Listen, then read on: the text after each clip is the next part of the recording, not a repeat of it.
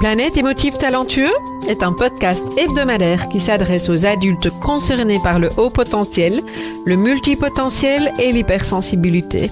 À tous ceux qui vivent avec le sentiment de décalage et qui se posent mille et une questions. Vous découvrirez des clés pour vivre pleinement votre singularité de façon authentique par le biais d'entrevues avec des experts du haut potentiel et de l'hypersensibilité, des témoignages ainsi que des épisodes solo relatant de nombreux conseils dans le domaine. Planète Émotif Talentueux est animée par Nathalie Alsten, senior coach, thérapeute, auteure du livre Émotif Talentueux, être soi autrement et fondatrice du Congrès Douance, le seul congrès virtuel en francophonie destiné aux adultes surdoués et hautement sensibles. Bienvenue chez vous, en direct de la planète Iti. Bonjour les émotifs talentueux, je suis très heureuse de vous retrouver cette semaine pour un nouvel épisode qui va me permettre de vous transmettre un extrait d'une interview d'un précédent congrès Douance, plus précisément avec Emmanuel Delrieux. Emmanuel qui va nous parler de que faire dans la transformation du burn-out chez le haut potentiel intellectuel. Je sais que c'est un sujet qui touche beaucoup de personnes, sachant que les personnes concernées par la douance sont très souvent définies comme des on le sait, hypersensibles, hyperactives, cérébrale, aimante, et en somme, nous sommes très souvent considérés comme les premières personnes à sentir lorsque quelque chose ne va pas, à catalyser les tensions, et notre hyper-adaptabilité à l'information est parfois notre force, mais aussi notre talon d'Achille. Alors, en quoi le burn-out, justement, va-t-il s'exprimer différemment chez les personnes à haut potentiel? Comment prévenir ce burn-out? Et puis, comment l'accompagner? Eh bien, c'est ce que Emmanuel va nous partager dans cet extrait du congrès 2019. Et je vous rappelle, pour les personnes qui ne savent pas, que cet extrait est disponible dans son intégralité dans l'expérience Pacte Plein Potentiel, si cela vous intéresse. Et sans plus d'attendre, eh bien, je vous invite à retrouver Emmanuel et moi-même pour cet extrait d'interview. À tout de suite. Alors, ce que je propose pour démarrer le sujet, parce que non seulement on parle de burn-out, on parle aussi beaucoup de burn-out, de brown-out, il y a toute une série de thématiques, et donc je pense que ça pourrait être intéressant que tu définisses ces termes, que tu nous expliques la différence, et entre autres, est-ce que il y a une différence de prise en charge par rapport à ces différentes thématiques? Alors, la question que tu poses, effectivement, je vais essayer de la traiter. On va peut-être poser des définitions un peu grosses, un peu universitaires autour de ces trois thèmes pour les comprendre. Et puis, je reviendrai sur vraiment les processus du burn-out pour mieux saisir la définition de ce qu'est burn-out.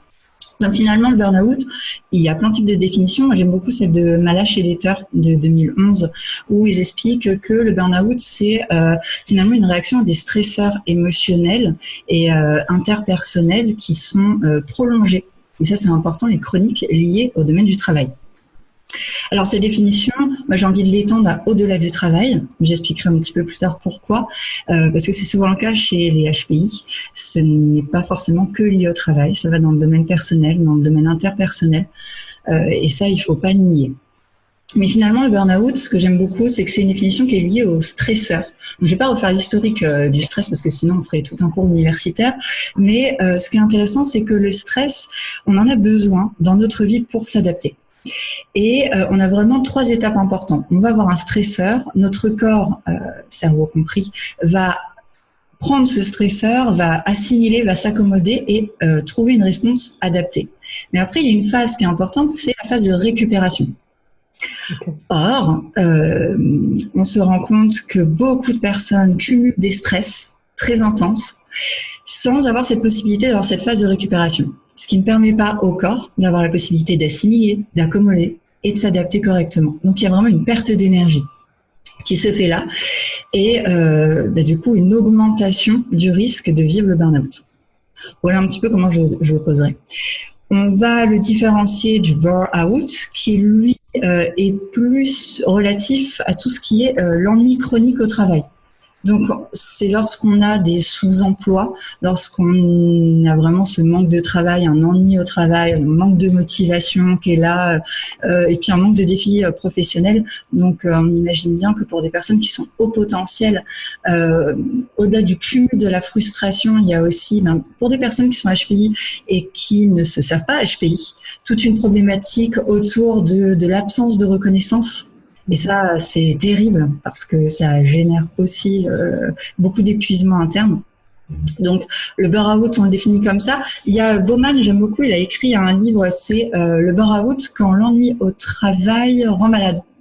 Ouais. Et il est vraiment chouette. Donc, on peut trouver plein de ressources dans ce livre. Hein. C'est pour pas trop développer et m'étendre dessus. Et enfin, le burn-out se différencie vraiment du burn-out et du burn-out parce que ce n'est pas un état. En fait, ça va être comme une sorte d'étape, une étape de transition qui se fait mal. Ce terme vient de l'anglais et au niveau des appareils électriques. Et en fait, ça définit toute la baisse volontaire ou involontaire d'intensité pour éviter la surchauffe.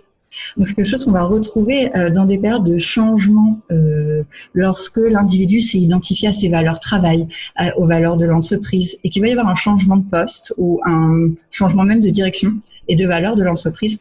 La personne se retrouve complètement perturbée et à ce moment-là, il va y avoir une sorte d'extinction d'intensité, de perte de sens. Et mais c'est beaucoup moins violent que le burn-out. C'est une étape. Et ce qui est intéressant, c'est quand même de la voir pour s'en saisir et arriver à la sécuriser pour éviter de tomber dans le burn-out.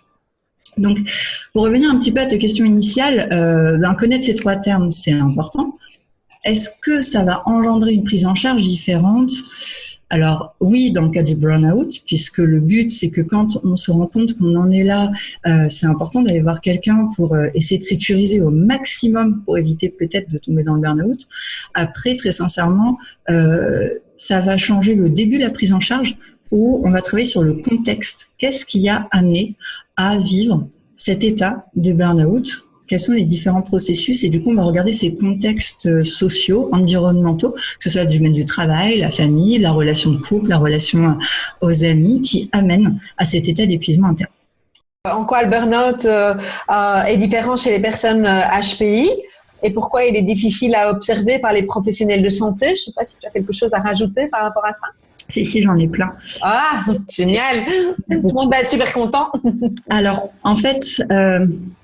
en quoi c'est différent? Pour ça, on revient un peu sur la définition des HPI. Alors, j'ai pas envie de refaire une grosse définition parce que je pense que ça a été traité plein de fois. On sait que l'HPI est hyper sensible, hyper cérébral, hyper réactif, hyper affectueux, hyper émotionnel, hyper tout. Mais surtout, ce qui m'intéresse, c'est cette hyper adaptabilité.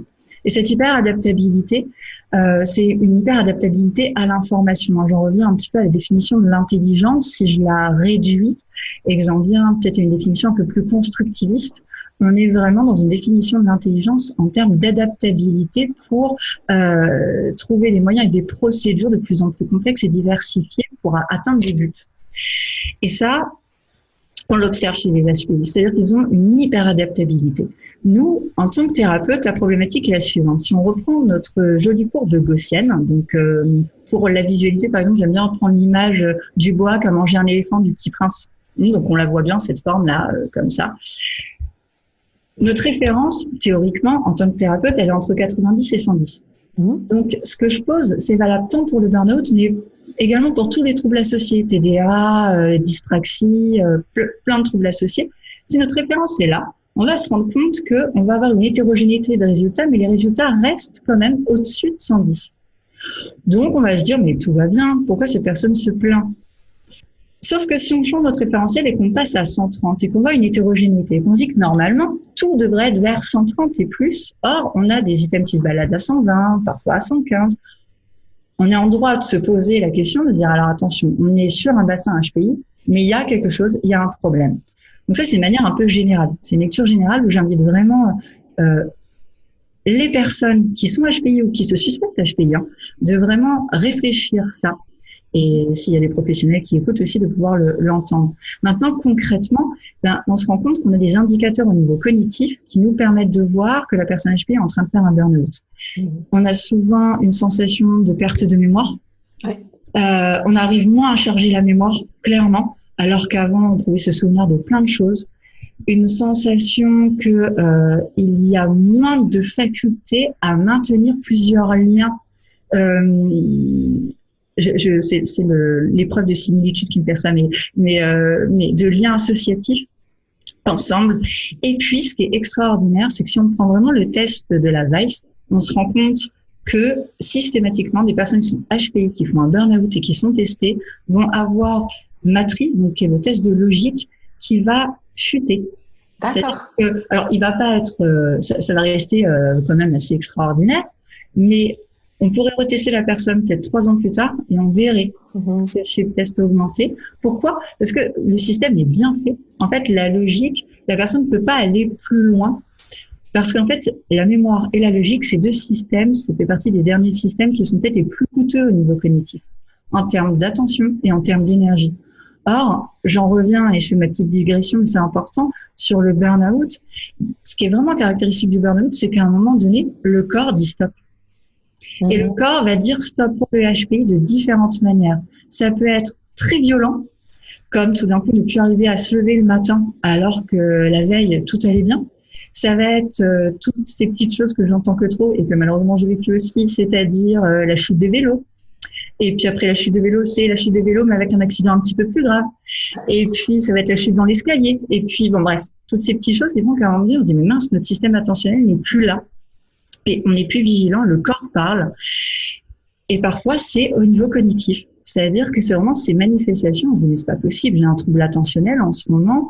J'arrive plus à élaborer jusqu'au bout un processus de raisonnement, alors qu'avant, c'était d'une fluidité extraordinaire. Je me sens bête. Donc, c'est vraiment des choses qu'on entend, qui sont très fortes pour la personne HPI, mais qui, quand je vous en parle comme ça, si on le prend d'un point de vue extérieur, on se dit oui, enfin, tout le monde dit ça. Oui, mais pour une personne HPI, c'est être dépossédé, littéralement, d'une partie de soi. Et ça, c'est terrible. C'est un vécu qui est extrêmement fort et extrêmement douloureux. Donc, il faut savoir entendre. Donc, à votre question, est-ce que le burn-out se vit différemment pour une personne qui est HPI ou THPI?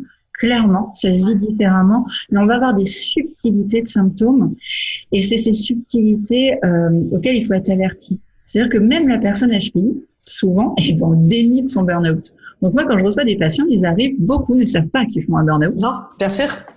Et ils vont avoir la bonne surprise de l'apprendre. Donc pour ça, je vais employer un peu différentes métaphores parce que je trouve qu'une image vaut 1000 mots. Il y a Freudenberger qui en 76 a donné cette image de l'incendie quand il parlait du burn-out. Elle est géniale. Mais moi, j'aime bien utiliser 2 images. Je prends celle de la voiture parce qu'elle me concerne directement. C'est-à-dire que dans une voiture, on a la jauge à essence. Et normalement, quand on a cette jauge, on doit aller à la station pour faire le plein. C'est une petite anecdote, mais moi, quand j'avais 20 ans, je m'amusais beaucoup avec ma 2 chevaux et ma 205 à savoir, une fois que j'avais passé la barrière, combien de kilomètres je pouvais faire, en combien de temps jusqu'à la prochaine station. Je vois. Donc, j'ai un ami qui m'a dit, non mais Emmanuel, faire ça, c'est bousiller littéralement le moteur de ta voiture. Je ne savais pas. Et c'est bien plus tard, quand j'ai eu mes premiers patients en burn-out, je me dis, mais complètement, c'est ça. Le corps fait ça.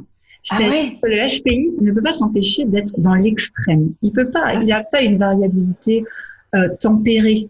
Il va au-delà de ses limites constamment, que ce soit en termes intellect ou en termes émotionnels. Et finalement, au bout d'un moment, le corps, il est épuisé. Sauf que la personne n'a pas appris à avoir les bons indicateurs. C'est-à-dire que cette jauge-là, il ne les écoute pas.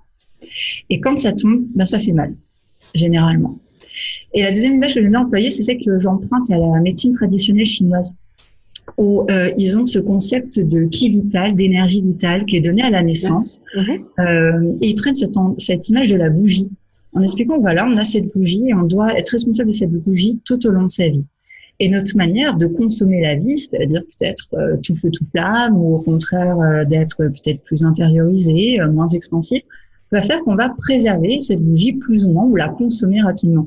Et bien dans le burn-out, c'est ça, c'est-à-dire que c'est vraiment cette chance quand même qui est donnée à cette bougie interne de dire attention, là tu m'exposes au vent, tu m'exposes dans des situations environnementales et comportementales qui viennent littéralement cramer ton énergie vitale. Et donc il va falloir maintenant explorer les conditions qui vont venir préserver ça, parce qu'on ne peut pas rajouter de la cire. dans cette thématique, effectivement, dans ce qui mène au burn-out, certaines personnes évoquent l'ennui, d'autres vont évoquer le perfectionnisme ou encore des pertes de capacité en émettant une difficulté commune au HPI, c'est je peux pas changer. Est-ce que c'est particulièrement spécifique au HPI ou est-ce que ça concerne tout le monde? Qu'est-ce que tu peux nous dire sur ça? C'est des symptômes que l'on va retrouver classiquement dans le burn-out. D'accord, l'épuisement, la fatigue. Maintenant, ce qui est vraiment spécifique, comme je l'expliquais, c'est que pour les HPI et les THPI, on travaille vraiment sur le seuil de la sensibilité. Moi, j'aime bien utiliser souvent cette histoire d'échelle en disant la référence, c'est pas les autres, la référence, c'est vous. Et on va travailler sur des seuils et où vous vous situez, sans honte, sans représentation, sans culpabilité. Parce que ça a été ultra traité dans tous les sujets, mais on le sait d'un point de vue physique, d'un point de vue du ressenti, il y a une perception qui est différente pour les HPI et THPI. Ouais. Du coup, à cette question initiale, oui, il va y avoir une vraie difficulté qui va être là. Parce que le perfectionnisme, l'ennui, c'est symptôme de quelque chose. Ça veut dire quelque chose. Ça veut dire qu'il y a le moi c'est tout notre mode de relation. Et là, je vais rentrer un peu en profondeur sur le burn-out. C'est-à-dire que là, on a parlé beaucoup des comportements. Donc, en ça, oui, on voit bien qu'il y a une différence chez les HPI dans la manifestation comportementale. Il y a besoin de comprendre les processus et les mécanismes individuels qui nous ont amenés à ce burn-out. Donc là, c'est compliqué parce qu'une personne qui arrive en disant, prend conscience, on va dire que ça y est, elle a pris conscience qu'elle fait un burn-out, a tendance à d'abord regarder quels sont les événements extérieurs qui m'ont conduit à faire ce burn-out. Et on ne peut pas d'entrée de jeu dire à l'individu, oui, mais en fait, vous êtes aussi co-responsable de ce burn-out. C'est pas possible. Parce qu'il faut d'abord aller inspecter tout ça. Maintenant, ça fait partie d'un vrai travail en profondeur, c'est-à-dire de dire, oui, mon hyper-perfectionnisme, quand je l'ai placé, quand je l'ai fait, c'était pourquoi? Est-ce que c'était un besoin de reconnaissance? Qu'est-ce que je joue derrière? Est-ce que c'est une peur du rejet? Est-ce que c'est un besoin de plaire? C'est tout ça qu'on va aller travailler dans le fond pour essayer de comprendre qu'est-ce qui se joue, qu'est-ce qui se dit. L'ennui, c'est la même chose. Qu'est-ce qu'il veut dire chez le HPI, l'ennui? L'ennui, il est en train d'expliquer que peut-être on est en train de vivre dans sa tête, très loin, là-haut, et que on n'est pas connecté à son corps. Donc, l'ennui dans le burn-out, c'est ça, c'est qu'à un moment donné, on doit écouter le corps. Le corps, il nous dit, là, il faut que tu te régénères, il faut que tu te reposes. Et sauf que le repos pour un HPI, c'est terrible. Mais que ça aille de mes témoignages d'enfants qui n'ont pas de burn-out, mais qui me disent non, mais là, je dois passer 1 heure. Mes parents m'ont dit que c'était la pause, mais qu'est-ce que je fais? J'ai lu tous les bouquins, j'aime pas m'ennuyer. Et on retrouve ce côté un peu sale gosse. Moi, j'aime bien les sale gosses. On retrouve un peu ce côté sale gosse chez les adultes qui disent mais je suis sur le canapé, j'ai plus rien à faire, je m'ennuie profondément, je vais pas passer ma vie comme ça. Donc ça, c'est compliqué parce qu'il y a vraiment une phase où la personne HPI ou THPI doit accepter de se laisser traverser par ça pour pouvoir l'observer. Le but, c'est l'observer. C'est pas une condamnation à mort, c'est pas une condamnation à vivre ça toute sa vie, mais c'est un seuil d'observation qu'il nous faut absolument parce que c'est autant d'informations précieuses qui vont nous aider à avoir les clés pour comprendre qu'est-ce qu'on vient jouer derrière ça, dans nos moi défensifs, dans notre relation, mais aussi dans notre traumatisme. Et c'est parce qu'on va voir ça qu'on va pouvoir aller travailler à guérir, à nettoyer et surtout transformer ce mode de relation qu'on a créé au monde qui du coup vient littéralement nous épuiser. Donc j'emploie une image souvent à mes patients, c'est parce que je pense que j'ai ma maison en travaux, donc c'est celle qui me vient.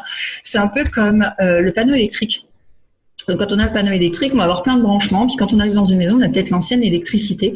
On va tout débrancher tous les fils avant de tout remettre. Ben, c'est exactement ça ce qui se passe. C'est-à-dire qu'il y a un moment donné où quand on a passé la phase de déni, on va être dans une phase d'observation. Et là, les patients détestent parce que ils ont l'impression d'être débranchés d'eux-mêmes, de plus arriver à s'adapter aux autres, de plus arriver à réfléchir, d'être dans un ennui auquel ils ont essayé de lutter toute leur vie et qui leur revient comme un effet boomerang, une peur du vide. avec toutes les questions existentielles que parfois on a mis de côté parce qu'elles nous ont parasité à l'adolescence et qu'on s'est dit non, allez, maintenant on vit, on avance, et puis elles reviennent, qui suivent. Il n'y avait pas de place pour ça à l'époque, oui. Exactement, quelle est ma place dans l'existence, et il va nous falloir ça pour ensuite rebrancher correctement. Parce que souvent, j'explique les HPI, quand ils ont grandi sans le savoir, et même parfois en sachant, en fait, ils ont fait ce que j'appelle du détournement de source. C'est-à-dire, ils vont prendre une capacité neutre qui n'a rien demandé à personne. On va prendre la capacité d'adaptation ou la capacité d'anticipation. Ça, c'est très fort. Et puis, on va la détourner pour la mettre avec son mécanisme de défense. C'est-à-dire que ça m'angoisse un peu la vie. Hop, je prends anticipation et je vais en faire un mécanisme de défense. Sauf que ce mécanisme, à la longue, va venir nous épuiser. Et donc, on va vraiment littéralement devoir débrancher. Enfin, le corps le fait naturellement, il débranche. Et puis, le travail va consister à aider à les rebrancher pour remettre la bonne connexion autour de l'adaptation. Autour, on parlait d'anticipation, pour plus aller alimenter l'angoisse ou l'anxiété ou un mode de relation à l'autre ou des peurs ou des traumatismes. Alimenter la vie, en fait, tout simplement à l'intérieur de soi. Waouh, très riche tout ça. Merci Emmanuelle. Alors, je vais proposer de terminer avec 3 clés pour comprendre les vrais enjeux du burn-out en tant que HPI. Ok. Alors, si je résumais les 3 clés, je dirais que la première, c'est réellement de comprendre ce que j'expliquais tout à l'heure, le principe de la carotte et le bâton. Cette histoire du rapport du corps et l'esprit. Tant qu'on ne veut pas intégrer que c'est le corps qui a repris les cartes en main pendant tout le temps du burn-out, on va se laisser avoir, on va rechuter, on va retomber, on va surtout se faire très mal. Donc, il y a besoin de recréer une alliance profonde entre le corps et l'esprit, on va dire ça comme ça. La deuxième clé, c'est la prise de conscience que cet épuisement des ressources n'est pas forcément que dû à un facteur du travail. Il est dû à du multifacteur. Moi, j'aime beaucoup ce concept de niche de développement des constructivistes, c'est-à-dire qu'un individu est au milieu de plein de niches de développement et certaines vont être plus épuisantes que d'autres et le rapport que l'on va avoir avec certaines niches va être plus épuisante que d'autres. C'est vraiment de comprendre ce rapport que l'on a de soi à soi et de soi au monde. Ça, c'est une deuxième clé, c'est avoir cette honnêteté de regarder, de poser factuellement où en sont les jauges, comment, où j'en suis et qu'est-ce qui se passe. Et détricoter pour aller dans le fond et dire ça vient résonner avec un petit moi traumatique. Ou là derrière, je suis en train de travailler mon besoin de reconnaissance.